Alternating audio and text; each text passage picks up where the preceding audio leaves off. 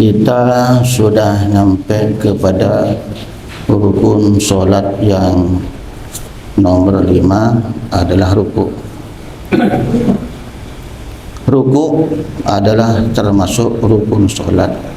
Rukun adalah sesuatu yang apabila kita tinggalkan maka akan menyebabkan solat kita tidak sah. Rukun yang bernama rukuk adalah al-inhina. Hina itu menunduk, yang sekiranya kata ulama ketika kita menaruh gelas di punggung kita tidak akan tumpah. Praktiknya ini Pak, rukuk Allahu Akbar ini begini, yang sekiranya ini rata. Kalau kita menaruh gelas di punggung ini tidak akan terjatuh. Maka di dalam rukuk ada semacam tumak ninah. Kata-kata tumak ninah itu berhenti sejenak biqadri subhanallah. Jadi ketika kita rukuk Allahu Akbar, enggak boleh langsung gini Allahu Akbar, harus tegak gini. Kalau enggak sampai gini langsung begini, batal sholatnya. Kemudian setelah ruku ada namanya i'tidal.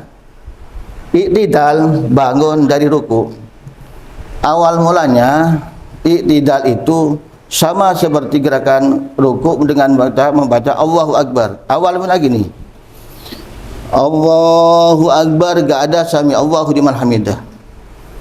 Kok bisa berubah gini? Dulu Sayyidina Abu Bakar As-Siddiq tidak pernah ketinggalan sholat berjamaah dari awal sampai akhir. Para sahabat menumpamana tak bojeng sholat berjamaah, ketinggalan satu takbiran gak bersama imam, nangis Pak. Menurut kita tak nangis kan? Cuman ketinggalan tidak sholat berjamaah yang sempurna ketika imam melafazkan Allahu Akbar, kita langsung Allahu Akbar begini. Kebetulan pada waktu itu sholat asar. Sayyidina Abu Bakar ada sesuatu sehingga lambat makmum kepada Rasulullah. Ketika nyampe di masjid ternyata Rasulullah itu posisi ruku dalam keadaan posisi gini.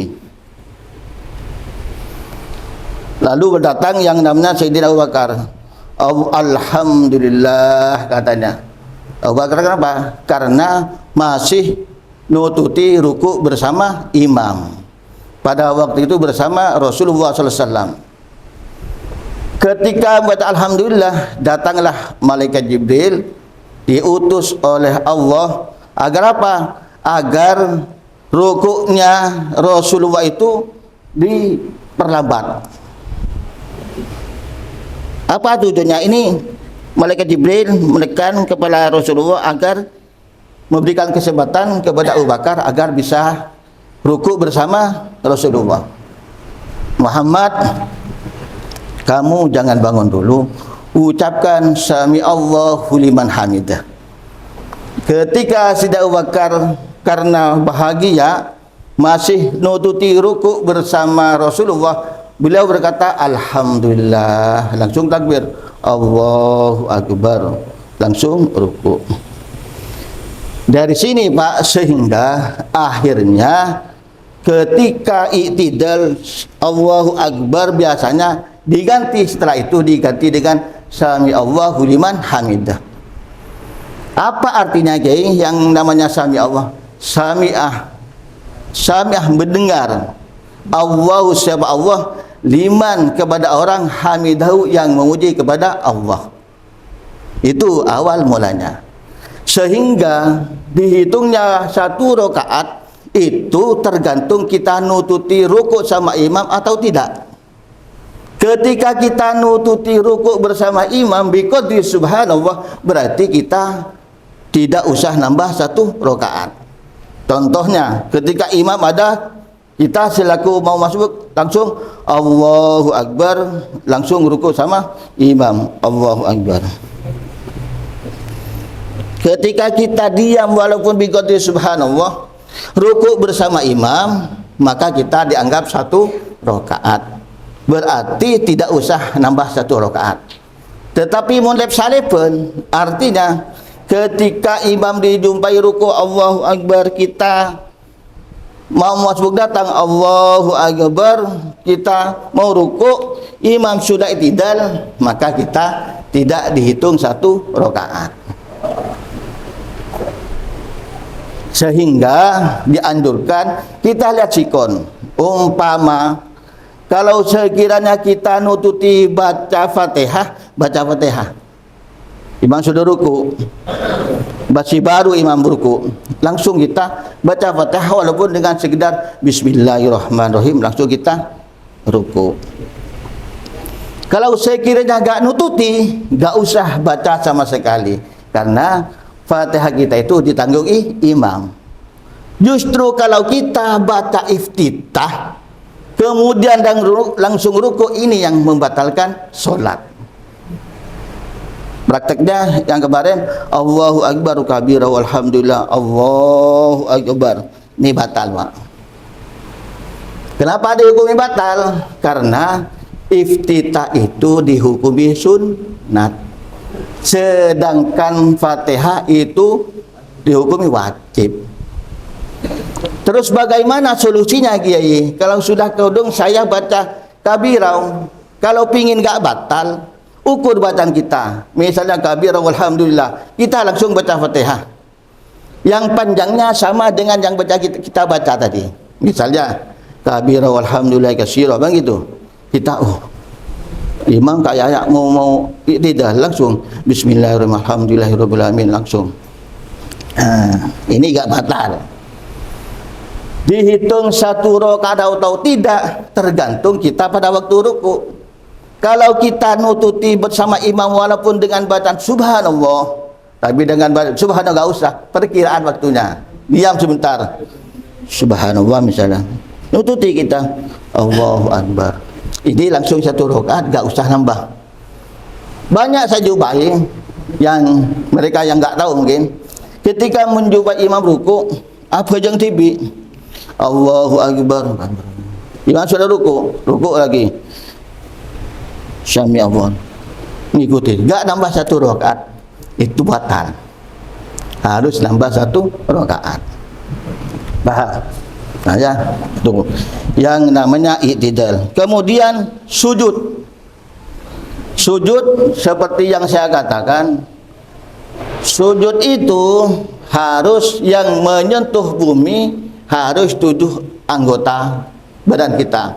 Yang pertama 1, 2, 3, 4, 5, 6, 7. Yang saya praktikkan kemarin bahwasannya yang namanya kaki di Pak, ini harus begini, nggak boleh gini ya, harus gini Pak, gini posisinya kaki, nggak boleh gini. Kalau gini berarti anggota tubuh kita 2 nggak nyentuh bumi, itu yang membatalkan sholat. Kalau cuman tahiyat awal atau tahiyat akhir bebas, walaupun istrinya begini sama, diginikan sama, gini sama, gak apa-apa. Itu khusus untuk sujud.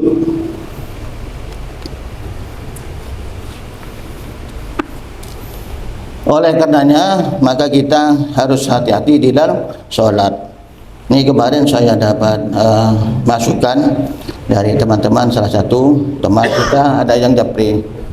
Jadi mohon penjelasannya masalah jemaah. Ini kan sering kita lakukan ya. Bagaimana cara jamaah sholat, beda antara jemaah takdim dan jemaah takhir.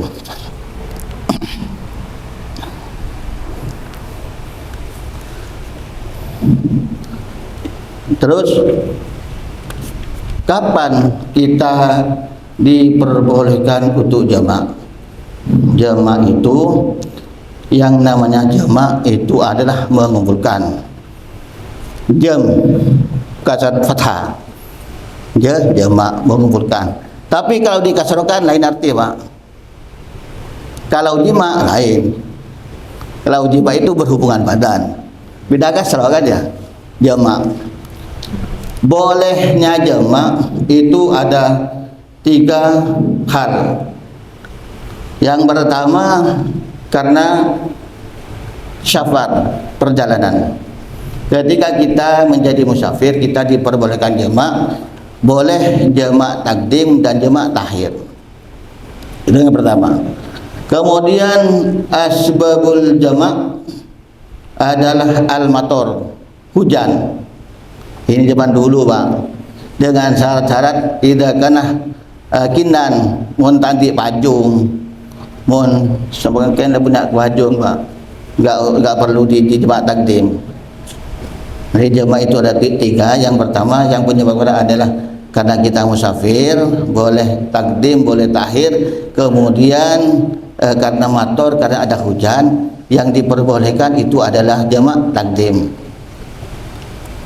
Yang ketiga al-maroduh, ketika kita sakit, boleh jamak takdim, jamak takhir, jamak takdim, jamak takhir boleh. Kalau bagi orang yang sakit. Kemudian in kana musyafiron, mun kita adalah musafir, kita dalam perjalanan, syaratnya harus minim 86 km atau 85 km, boleh. Kalau di sini ke Tangkel mungkin boleh, mungkin ya, karena itu sudah lebih 86 kilo.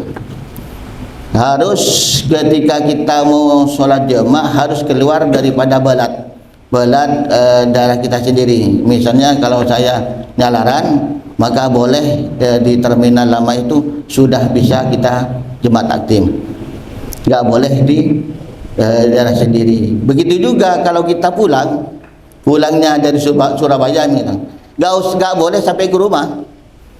Kan biasanya orang itu kadang-kadang di mana, di Masjid Jami sampah nggak apa-apa, atau teranakan nggak apa-apa, asalkan belum masuk daripada belad daerah kita sendiri, itu masih boleh. Aturannya idza kana syairan fil ula wa nasila fi waktu sadiyah al jama' tahir bil ittifaq. Kalau kita nasilan fil ula, turun pada waktu sholat yang pertama, wal waktu saniyah, dan waktu yang kedua, maka kita boleh jamak bil ittifaq. Jamak apa? Al-jamu tahiron. Cuman syarat daripada jamak yang pertama ada jamak takdim. Kata-kata jamak takdim, Pak ya, kalau gempang salat asar ditaruh pada waktu, ditarik ke sholat zuhur, sholat isya ditaruh ke sholat maghrib, itu namanya jamak takdim.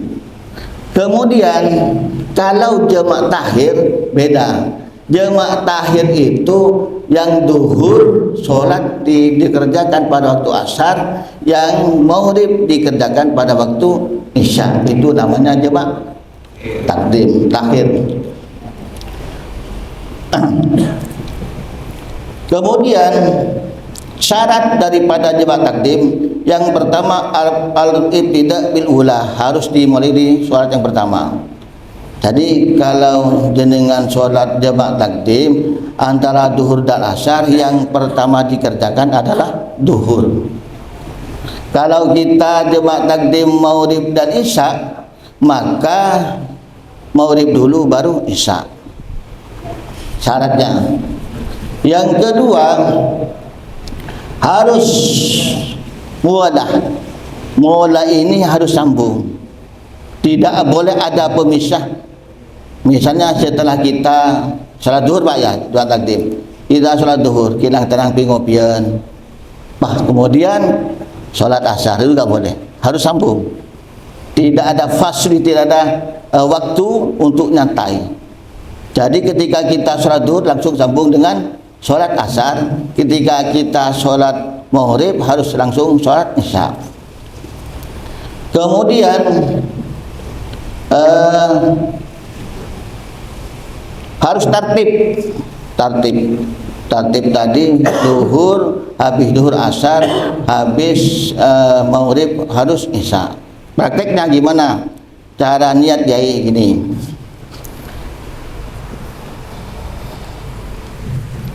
Kalau kita jemaah takdim pertama Pak ya,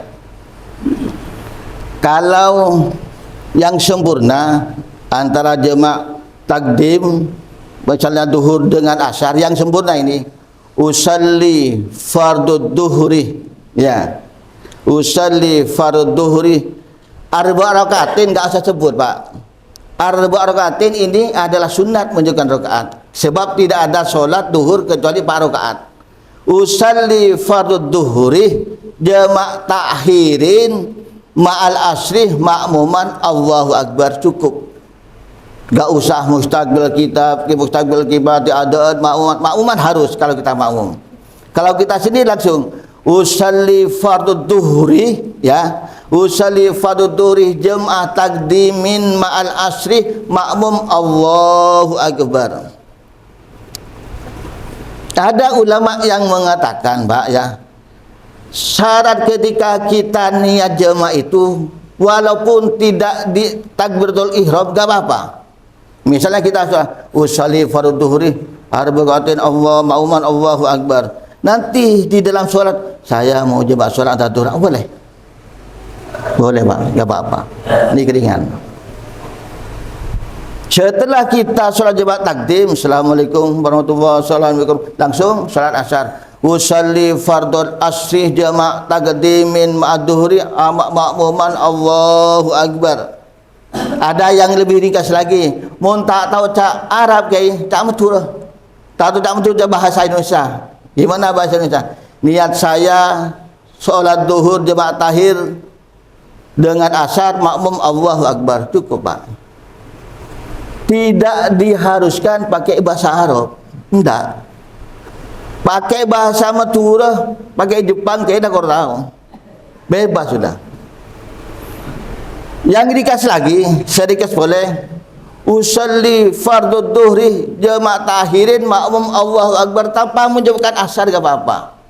Kenapa? Yang jelas duhur ini berpasangan dengan asar. Yang maghrib tetap berpasangan dengan isya. Paham Pak ya? Yang lebih dikasih lagi, usalli fardhu duhri jamaah tahirin makmum Allahu akbar. Tapi Pak ya, yang lafadznya itu, yang lafadz sunat.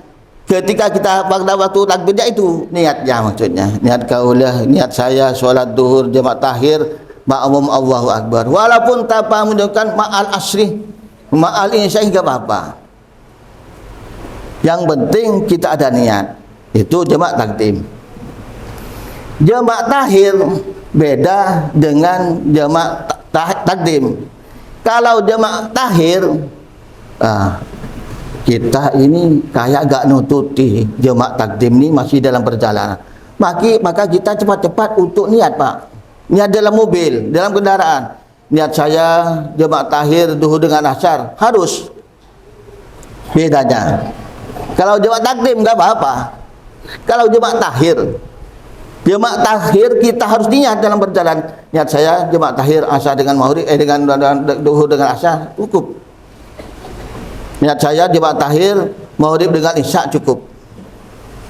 Setelah itu baru jemaah tahir. Bedanya apa? Kalau jemaah tahir ya boleh. Kalau jemaah takdim kan tadi harus sholat duhur dulu baru asar. Kalau dengan apa? Kalau isya maghrib dulu baru isya. Jemaah tahir bebas. Misalnya duhur mau dengan asar. Sampean monggo. Duhur pertama duhur, kemudian asar, enggak apa-apa. Pertama maghrib atau isya. Silahkan enggak apa-apa. Cuman kata ulama yang lebih utama yang punya waktu. Maksudnya kita duhur dengan asar. Yang lebih utama asar dulu. Karena pada waktu itu sholat asar. Tapi kalau kita enggak ikut seperti itu enggak apa-apa, sah. Beda dengan jemaah takdim. Kemudian jemaah takhir ini juga beda, walaupun tidak langsung lang tenang misal pajang duhur kada lang tenang berdoa angkat sebagai tengah dulu bah langsung pajang apa asarnya enggak apa-apa. Kita pertama buat takhir Allahu Akbar masih tapi misalnya enggak usah langsung kan, kalau jemaah takdim kan langsung ya. Kalau jemaah takhir bebas, setelah kita salat duhur kilang tenang dulu Quran di wudu. Setelah itu ada beberapa menit, 10 menit kita langsung sambung dengan sholat asar, atau kita sambung maghrib, insya-nya langsung sholat gak apa-apa. Itu bedanya antara jemaah takdim dengan jemaah takhir. Yang namanya takdim Pak diawalkan pelaksananya. Kemudian kalau qashar gimana? Qashar lain lagi. Qashar itu Pak, sholat yang harus diqashar adalah sholat yang bangsa 4 rakaat. Apa yang 4 rakaat? Duhur, asar, isya. Ini boleh diqashar. Berarti sholat yang bukan bangsa 4 rakaat tidak boleh. Seperti maghrib. Maghrib gak boleh diqashar Pak, itu hitung setengah. Ramadan setengah, mungkin 2 setengah. Atau subuh tak boleh Pak, pas tokil. Jadi yang boleh diqashar itu adalah sholat yang bangsa 4 rakaat. Kemudian gimana Kiai? Apakah boleh kita jemaah, kita qashar? Boleh, oleh nama. Asalkan syaratnya harus perjalanan sekitar 86 kilometer. Monggon ke sini kita lanakeun tak usah jemaah atau usah qashar. Langsung sholat yang seperti biasa. Gimana kalau di ropel gini? Kita jemaah takdim duhur asar ya, mau diqashar. Kalau bahasa Arabnya usalli fardhu duhri, walaupun tidak disebut rakaat ini, sebab qashar itu tetap 2 rakaat. Usalli fardhu duhri jama' ta'khirin qasron ma'mum Allahu Akbar. Usalli fardhul asri jama' ta'khirin qasron ma'muman Allahu Akbar. Cukup Pak. Usalli fardhul maghribi, ya ini antara maghrib dengan isya. Maghrib ini gak boleh diqashar, cuman boleh dijama'. Ya. Sedangkan asar, sedangkan isya boleh diqashar dan boleh dijama'. Harus bedakan. Kita maghrib dulu misalnya jemaah takdim. Usalli fardhul maghribi jamaah takdimin makmum Allahu Akbar. Salat kita tetap 3 rakaat. Ini Pak, usalli fardhul maghribi jamaah takdimin makmum Allahu Akbar. Setelah itu kita tetap 3 rakaat. Ya. Setelah bangun kita duduk salam. Assalamualaikum warahmatullahi, assalamualaikum warahmatullahi. Disuratkan untuk qomat. Allahu Akbar, Akbar, asyhadu an la ilaha illallah, asyhadu anna Muhammadar Rasulullah, ya Rasul, qomat disuratkan. Langsung ke salat isya. Niat isya lain. Isya boleh diqashar, boleh dijama'. Usalli fardhul isya'i jama' takdimin qasron Allahu Akbar. Ini Pak. Jadi nanti sholatnya 2 rakaat. Paham Pak ya? Gua tak paham. monggo yang kalau yang ada yang mau tanya silakan, ke Bapak. Mau tanya Pak ya. Monggo. Kami pernah berangkat ke Surabaya pada saat itu asar. Ya. Asar saya sholat asar ya. Nah, maulidnya itu di perjalanan takut waktunya pas nyampe isya itu tengah perjalanan. Apakah boleh jemaah takdim pada waktu asar maulidnya, apa boleh atau tidak? Jemaah takdim. Kalau jemaah takdim tentunya boleh, tapi di isyanya kan begitu. Iya. Nah itu pertanyaan saya. Terima kasih. Ya. Kalau asar nggak boleh jemaah takdim kan maghrib. Ya, jadi sholat asar itu gandengan dengan sholat duhur.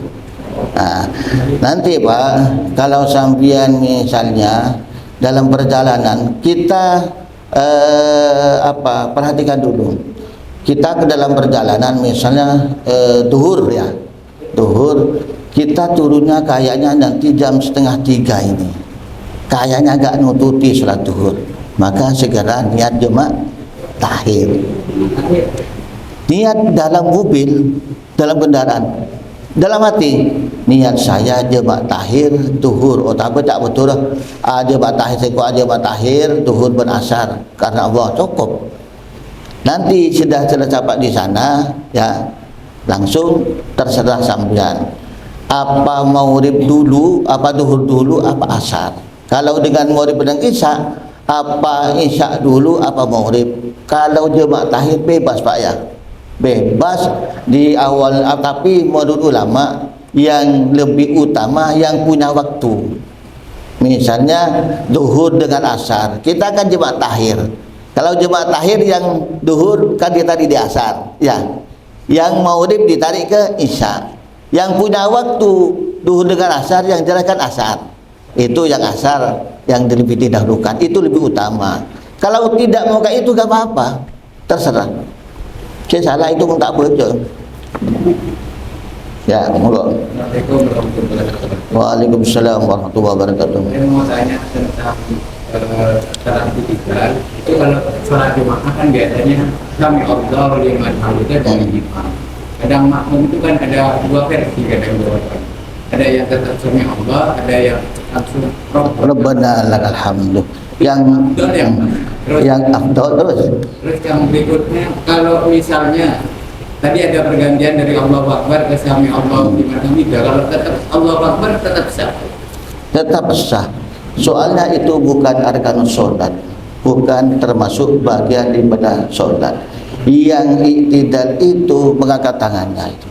Tapi itu menurut ulama kita sudah sepakat semenjak itu semuanya harus pindah ke sami Allahu liman hamidah, karena itu sudah tuntunan daripada syariat. Seperti tadi, apa yang pertama tadi? Rabbana lakal. Yang utama karena sami Allah sudah dibaca oleh imam, maka kita disunatkan untuk baca Rabbana lakal hamdu, begitu. Kemudian ada sunat Pak, yang surat sunat yang perlu diperhatikan Pak ya, biar kita tahu di dalam solat itu ada sunat fi aslai solat, di tengah-tengah solat. Yang pertama ada badan sakta. Sakta itu diam sejenak biqadri subhanallah. Maksudnya gimana? Yang pertama ketika takbiratul ihram dengan istiftah, Allahu Akbar, diam sejenak, enggak langsung Allahu Akbar kabira. Ada waktu jeda biqadri subhanallah. Allahu Akbar, diam subhanallah. Tapi jangan diucapkan subhanallah. Waktunya cuman Allahu Akbar subhanallah, usah Allahu Akbar, diam dulu. Iftitah kabira walhamdulillahi katsira, sudah selesai diam sebentar, subhanallah. Langsung a'udzubillahi minasyaitonir rajim, bismillahirrahmanirrahim, terus seperti itu. Antara yang pertama takbiratul ihram dengan iftitah. Perlu diingat Pak ya, kalau doa iftitah kita membaca doa iftitah. Iftitah itu kabira walhamdulillahi katsira wa subhanahu, itu namanya iftitah Pak. Itu syaratnya membaca ada 5. Kapan kita boleh membaca surat iftitah? Yang pertama, ayyudrikal imam fil qiyam. Kalau kita masuk ke dalam jemaah, imam dalam keadaan diam, berdiri sudah qiyam, sudah begini. Kalau posisi imam ruku, maka gak usah baca iftitah itu, langsung kita ruku. Seperti bagaimana makmum masbuk, gak usah dibaca yang iftitah. Kemudian Allah yusra fit tauhid. Kita masuk takbir Allahu Akbar. Auzubillahi minasyaitonir. Aduh, lupa saya enggak baca iftitah kabirah. Enggak usah, Pak. Sudah enggak disunatkan kembali. Jadi kalau kita sudah baca tauhid, pas kemudian mau baca iftitah, gugur itu. Begitu. Sama seperti orang yang tahiyatul masjid. Orang yang tahiyatul masjid langsung duduk. Oh iya, saya lupa agak sholat. Enggak usah itu. Sudah hilang kesunatannya. Boleh kita sholat masjid keluar kecil dulu. Keluar kecil, baru sebelum duduk kita tahiyatul masjid. Tuh. Kalau kita sudah duduk, ingat sholat tahiyatul masjid, maka sudah tidak mendapat pahala, tidak ada kesunatan lagi untuk sholat tahiyatul masjid. Kemudian Allah syarat untuk baca iftitah Allah yahfah fawatah ba'dil Fatihah. Kalau kita sekiranya baca tidak ketinggalan sebagian surat Fatihah, kita harus ukur. Ketika imam baca Fatihah, kita datang, imam lalu baca surat, ukur dulu. Kalau sekiranya kita baca Fatihah separuh, gara-gara baca iftitah, jangan baca iftitah itu. Langsung bismillahirrahmanirrahim alhamdulillahirabbil alamin, enggak usah. Itu enggak surat lagi sudah. Kemudian Allah takuna solat jenazatin. Ini kadang banyak orang enggak tahu. Mun solat jenazah tak usah ngakui kabirah, Pak. Tak usah, tidak disyaratkan. Kadang-kadang banyak orang, pernah saya jumpa, Pak, solat jenazah. Enggak. Imam Allahu Akbar, ada rukuknya. Allahu Akbar. Saya tadi tegur sama saya, kok ada rukuknya? Iya, ini kan bertua saya. Sekarang kalau bertua, kan orang lain tetap saya tetap gak ada takbirnya. Ini kada menghormati bertua, jadi saya ada rukuk dan ada rukuk dan sujudnya. Itu tak salah, kayak gue kelero. Jadi tidak disyaratkan ketika kita sholat jenazah untuk baca iftitah, tak usah, Pak, ya. Sunat kan?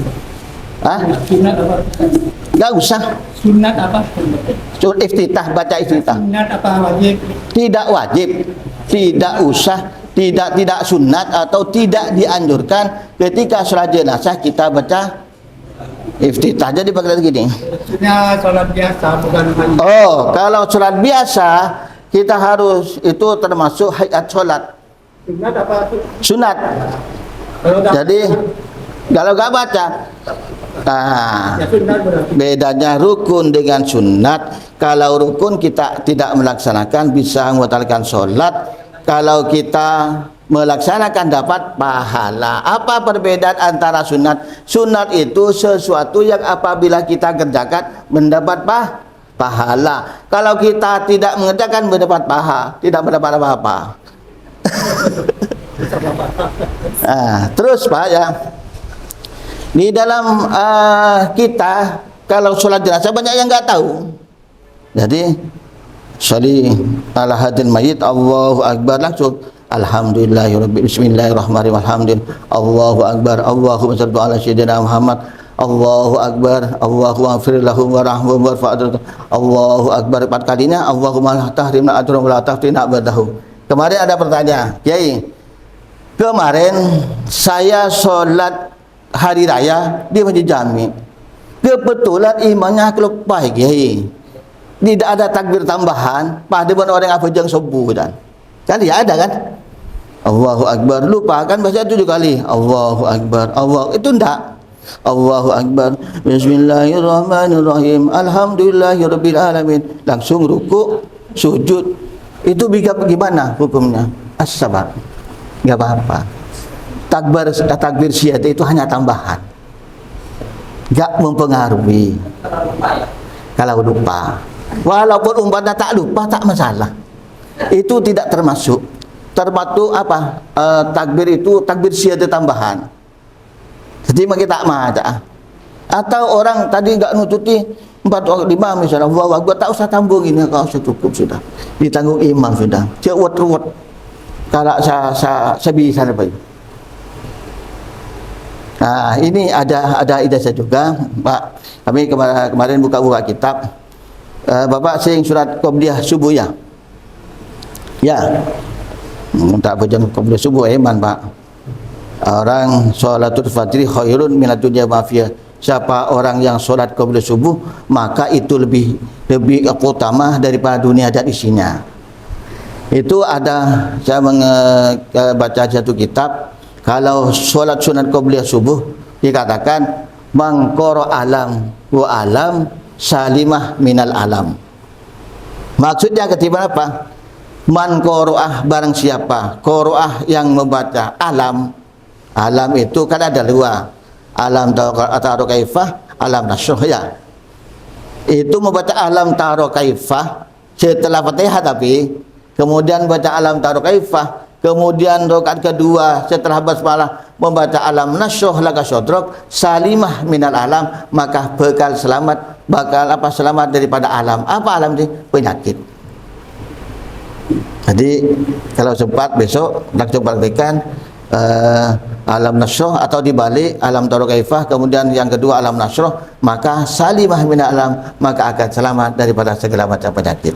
Itu baru menemukan saya itu. Jadi man qara alam wa alam salimah minal alam. Bagus. Siapa yang baca alam taro kaifah wa alam nasroh pada waktu Qobliyah subuh salimah minal alam, maka akan selamat daripada bencana. Kita praktikkan. Semoga kita mendapat barokah, manfaat. Amin Allah. Amin. Yang terakhir kita tutup. Marilah dalam momen Maulid ini kita perbanyak baca sholawat. Ada ulama mengatakan jasadun tamakkana hubu Ahmad fi qalbihi tawahi annal ardoh la tublihi. Dikatakan bahwasanya jasad tersebut tersimpan dalam hatinya ada cinta kepada Rasulullah. Tawahi, demi Allah, annal ardoh, sejujurnya bumi, la tublih, tidak akan makan yang namanya jasad tersebut. Ada cerita dulu di zaman Rasulullah. Ada seorang perempuan ini mahabbah sama Rasulullah. Setiap hari, setiap malam baca salawat, sallallahu ala Muhammad, sallallahu ala, terus. Cuman dia punya suami yang pencemburu. Suaminya wanita ini namanya Mahmud. Tanya ke istrinya, "Dek, apa yang kamu baca?" Sallallahu ala Muhammad. Siapa Muhammad? Muhammad itu utusan Allah. Kamu mana lebih cinta Muhammad atau cinta saya Mahmud? Kalau saya cinta kepada kamu, Kak, adalah cinta sebatas suami istri. Tapi kalau cinta Muhammad adalah cinta selamanya, Kak. Oh, kamu kalau tidak ingin dipisah sama saya, mulai besok selawat kamu rubah. Dari pagi sampai maghrib baca sallallahu ala Muhammad, dari maghrib sampai subuh sallallahu ala Mahmud. Gak mau, Kak. Mahmud kan cuma nama kamu. Muhammad ini syafaati di ahlil kabari, mati akan memberi syafaatku. Akhirnya yang laki-laki tidak terima mengumpulkan kayu bakar, Pak. Kayu bakar, kemudian yang istri tanya, "Untuk apa ini, Mas?" "Ini kamu nanti akan saya lempar ke api ini." Takut sebidik, Bang. Akhirnya lari ke Rasulullah. "Ya Rasulullah, safini ya Rasul, tolonglah saya Rasul. Ada apa?" "Aku cinta kepadamu ya Rasul." "Bagus. Dari saking cintanya, setiap hari, setiap malam saya baca salawat untuk dirimu." "Bagus. Tapi ada masalah." "Apa masalahnya?" "Suami saya pun cemburu. Saya mau dilempar ke api." "Waduh, dah jangan takut. Tetap baca salawat." Baca salawat, Pak. Ditunggu oleh suaminya. "Kak, tak usah saya dilempar. Saya akan langsung sendiri ke api. Saya yang langsung loncat, Pak." "Alhamdulillah." "Coba sampean." Bola. Apa? Yang suami bilang, "Hebat kamu, Dek. Saya besok mau coba, Dek. Kalau kamu mau coba, jangan yang api yang besar ini. Sabar dek mardebai. Coba tes." Besoknya dites, ada conglor, Pak. Kenapa? Karena mahabbahnya dia itu hanya ada dalam bibir saja. Mari kita perbanyak Salawat yang paling utama kata ulama adalah salawat Jibril sallallahu ala Muhammad. Tapi ketika kita melakukan sallallahu ala Muhammad, hu-nya harus dibaca apa? Bukan sallallahu ala Muhammad. Tak boleh sallallahu ala Muhammad, sallallahu ala. Hu-nya yang berjelas sallallahu ala Muhammad. Semoga kita semua mendapat syafaat baginda Rasulullah sallallahu alaihi wasallam ajmain. Alhamdulillahirabbil alamin hamdan yufi ni'amahu syidah. Ya Rabbana lakal hamdu kama yanbaghi li jalalika wa adim salatu alaik. Allahumma arzuqna mutabatan Nabi Mustafa Sayyidina Muhammadin sallallahu alaihi wasallam awalan wa akhiran zahiran badian qawlan fi'lan wa amalan mutaqabbala. Allahumma arzuqna rizqan halalan thayyiban wa barakan fihi. Ya Allah ya Rabbana yassir lana umurana umur dunya wal akhirah. Allahumma inna nas'aluka husnul khatimah wa na'udzubika min su'il khatimah. Allahumma ij'al akhir kalamina min ad-dunya min qawli la ilaha illallah Muhammadur Rasulullah. Ya muqallibal qulub sabbit qulubana ala dinik. Rabbana atina fid dunya hasanah wa fil akhirati hasanah wa qina adzabannar. Wa sallallahu ala sayyidina Muhammadin wa ala alihi wa sahbihi alhamdulillahi rabbil alamin. Rabbana taqabbal minna du'ana bi asraril Fatihah.